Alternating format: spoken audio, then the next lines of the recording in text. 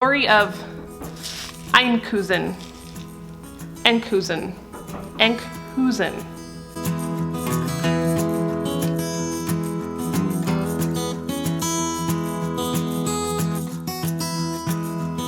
So I'm really excited to take you down in the basement and show you how I start my seeds down there for the garden, which is still covered in snow, but we are hopeful that it will melt sometime before July.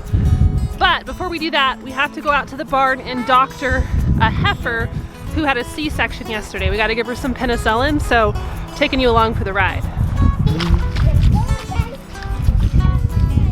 My boots muddy. The boots are muddy. It's muddy everywhere. So normally Christian would be down here helping us, but he is actually with another one of our cows who just had a baby, and they're getting it in, and getting it tagged and sorted off. So it's just me and the girls tonight.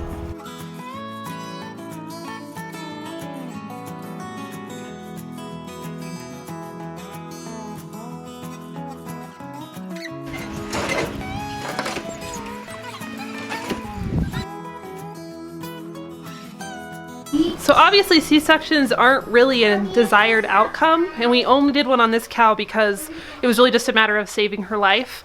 The calf was backwards, we couldn't get it out, and unfortunately it didn't make it, but she is doing okay so far.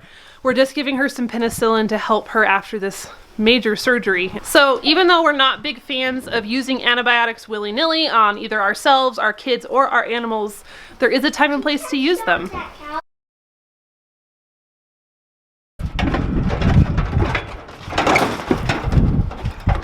There she goes.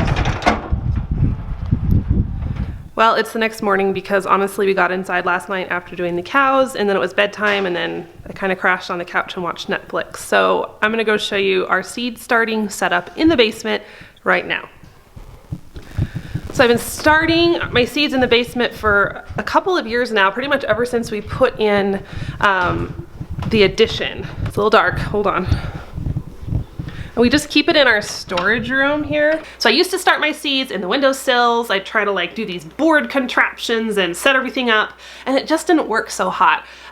We ran out of space, the kids would knock them over, the dogs would knock them over. It was messy, it felt cluttered. And so when we built our addition onto our house and had an actual basement for the first time, I knew that I wanted to set up some sort of shelf where I could grow seeds for reals without making a huge mess. And so we decided to go kind of the cheap, easy route and just grab some of these wire shelves from Home Depot or Lowe's or wherever, pretty inexpensive, put that together, and then added just some simple fluorescent lights. And it's worked really well.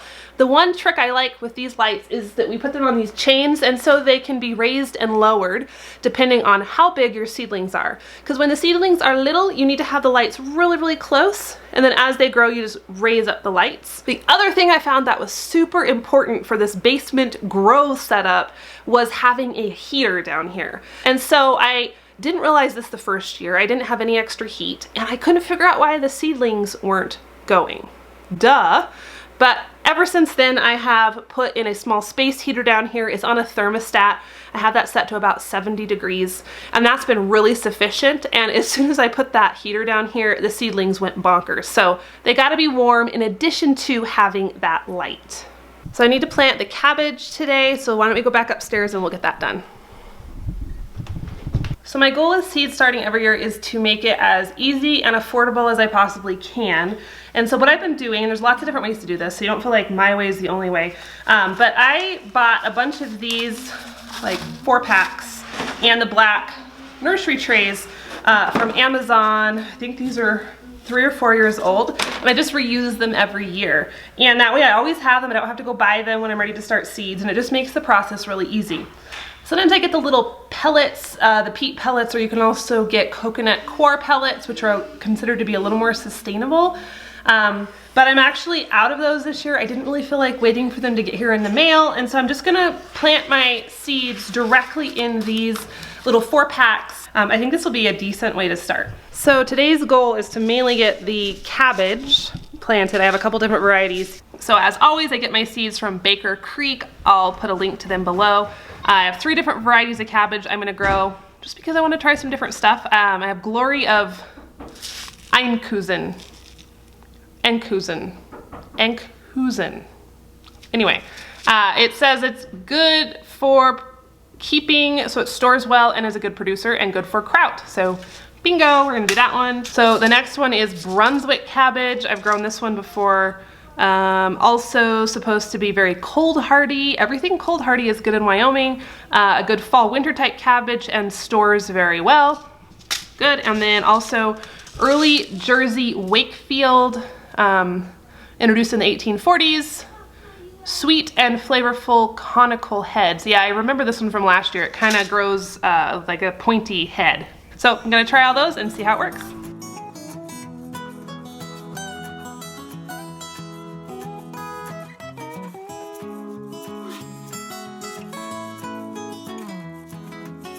So I kind of forgot that I needed to dampen the soil mix kind of probably before I put it in the little pack, but it's okay. We're gonna take it over to the sink and I'll get the job done a different way.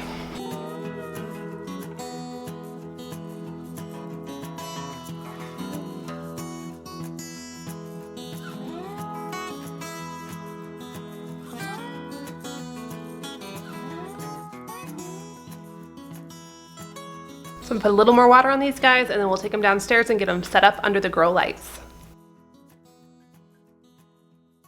So you might be wondering, why does this girl not have a greenhouse and why is she starting seeds in her basement? Well, it's an honest question. We don't have a greenhouse yet, and it's on the list of projects, but I'll be honest, it's not super high on the list of projects for lots of reasons, mostly because there's other things I want to do with our summer, like building a milking parlor. We'll have some videos coming on that. But we also live in Wyoming, where there are epic winds, tornadoes, lots of hail, and blizzards like the one I showed you on the video last week. And so when we do put in a greenhouse, it's gonna have to basically be able to withstand Armageddon. And we just haven't found a design that'll work for us quite yet. I know there's some awesome kits you can get, and if you're in a milder part of the country, that's fabulous. For us, I think if the greenhouse has any sort of plastic in its structure, it will probably be completely demolished within the first 6 months of being at our house. So, in lieu of building the most epic greenhouse that could withstand a nuclear explosion, we've just kind of done this whole basement shelf fluorescent light thing. It works, it's a little bit cheaper, and right now, with the size of my garden, and let's see, 1, 2, 3, 4 shelves, I can plant pretty much everything I need to get me started on the gardening season. So it's working for us right now.